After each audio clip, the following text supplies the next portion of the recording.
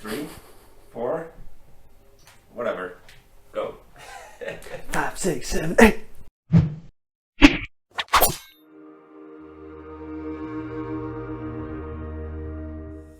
Welcome to Curious Food. My name is Martin, and today we're going to have a look at pasta alle. It's a very simple dish. I first saw it on the movie Chef, and this is my own little take on it. For this dish, you're going to need something very simple. Some good pasta, spaghetti, some parsley, a little bit of garlic, citrus. I've used lemon and a lime. Now for my take, this is what's different with what I'm using here. I'm using some hot chili flakes, some Parmesan Reggiano, and I'm gonna toast off some pine nuts, and that's all you need. We're gonna start off with toasting our pine nuts. You know what, Magnus, come here. Have a taste on this first. Come all the way around, all right? Hello. This is just natural, untoasted pine nuts. Never heard of that. Pine nuts? From pine trees? Kongla? That's what this is? Yeah. It doesn't taste that great. It's kind of boring, to be honest. I like it. You like it? All right, cool. Oh, yeah. So, we're actually gonna toast this now, and then you'll be able to taste this, the toasted one as well. Okay. So, all you really have to do is get it to a medium-high heat and let them toast. Only thing you gotta do, you gotta be careful not to burn them. So basically, you want to get the heat up, but then constantly move them around the pan so that you get like this slightly brown color to them. Another thing that's very important to do is salt your pasta water. So you want the salt to be very salty. Man, you want the salt to be salty. Let me guess, you want the olive oil to be oily? Yeah. Speaking of olive oil, you don't have any in the pan, you just like... Yeah, just dry it, just toast it off in a dry pan. So, you want heat on the pan? Oh, I took it off. I am brilliant. Oh yeah, because I went all the way around. Master Chef. Now we just basically wait for that to toast off a little bit, and we're also heating up our pasta water. Once the pasta is ready, you basically need everything else to be ready to be used. So that's why I always have everything ready on the table before I start cooking. In French, it's called mise en place. Everything at its place. Let's be fancy in here. Yeah, speaking of pretentious. You're calling me pretentious. That's rude. Today, I'm toasting these at a very high heat, but if you want to do this a little bit safer, you can actually toast them on a lower heat for a longer time. All right, I am going to put this somewhere. Now, Magnus, why don't you come over here and taste a couple of these? Oh, probably very warm. Yeah, shocking, isn't it? It's quite a different taste. It's a lot more mellow. Yeah. I think I actually left them better pre. But natural? Yeah. Really? Yeah. I've never met someone who liked untoasted pine nuts better than toasted ones. I think maybe once they've cooled down a bit. Right now, we're waiting for the pasta water to come up to temperature. So let's have a look at what we're going to do in the meantime. And what we need to do is basically take off all the big stems here. Small stems are fine, but you want the big ones to be gone. Again, you can do this beforehand, like before you've started cooking your water. Now we're just going to cut this up finally. But you can do it like as roughly as you want them. Personally, I prefer them quite fine because then it blends with like the sauce quite well. Stealing food, oh my God. Okay. Now that our parsley is ready, let's have a look at our garlic. So let me show you a little bit of a trick here. Sometimes people like start peeling off here. Those people. Yeah, a little trick you can do. Place the flat end of your knife right over it, and that will peel away a lot faster and a lot easier.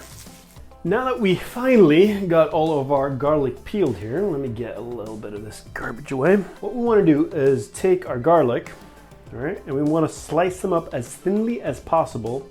So let's see what we got here. Be careful with your fingers.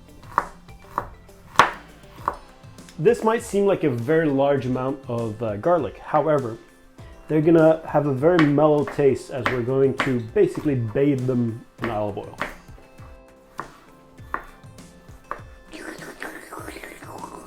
I was trying until you broke the spell.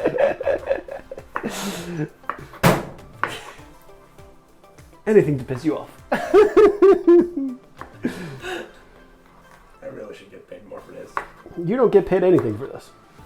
Yeah, so more. You get paid in good food. That is good payment. Now we're gonna put our pasta in our pasta water. Let that boil off until it's al dente. What does al dente mean? Ah, al dente. Not sure exactly what it means. Like what the translation means. It's Italian, I think. But basically what it means is that you want to boil your spaghetti until it's boiled through, but it still has a chew to it. Yeah, do you remember when I was in Italy, I was surprised by the pasta being a lot harder than we're used to up here in Norway. Yeah. I guess that's that. That's the al dente part, yeah. And here we have judge number 3 coming in. The most important member of Curious Foods. Okay, so I think we're ready now to put our pasta in our water. Now this is quite a lot more than we need. Quite a lot more. But I'm making a little bit extra so that you guys can see how you're supposed to make it if you're making, for a full family. So in the heavily salted pasta water, we put all our pasta. Ideally, you should use quite a lot bigger pot, but this is what we have, so this is what we're going to be using. So a little tip here. What were the subtle hints about the state of my kitchen? Well, it's not that subtle. It was very plain. Get better cooking gear. All right, let's just wait until we can get this completely in. Then we're going to add our olive oil into our pan. I can actually heat that up a little bit now. So, confession time. Mm-hmm. If I cook spaghetti, Yeah. I'll break it in half first. So every Italian just cringed at what you just said. What does it matter? It tastes the same. It tastes the same, but it doesn't feel the same. So when you have long strands of pasta, it will be able to pick up more sauce each bite than short strands.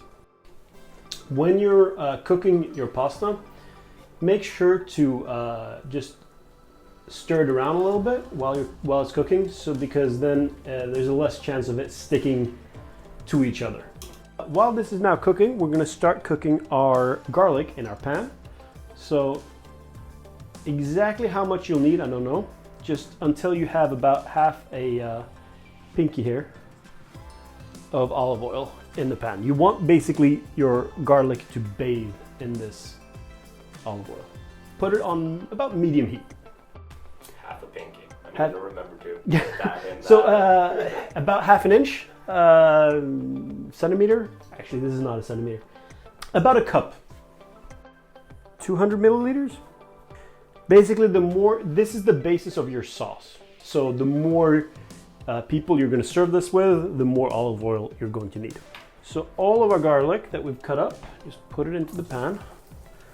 I want this garlic to be, bring it to about a medium brown color, and try to avoid searing it off.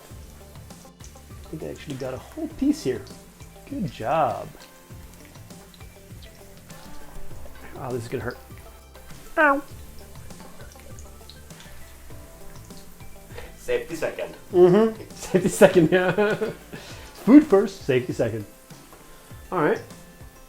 While that's cooking, now we just wait for the pasta to be ready, which is gonna take a couple of more minutes. And then let's add a little bit of pepper and a little bit of chili flakes.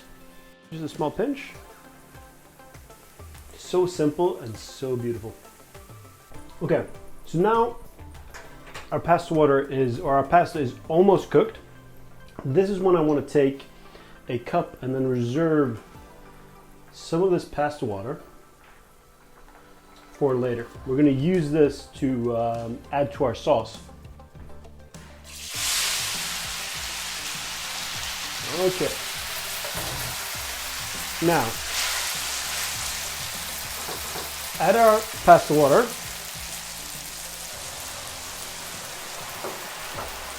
And all of our parsley. Okay, now for the extra little bit. Take our lime and our lemon and cut these in half. And the lemon. And then add the juices of this into our pot. Hold your hand under it to catch any, what do you call them, Steiner? Pits? We'll find the words later and then we'll add them in post. A little hard stuff inside.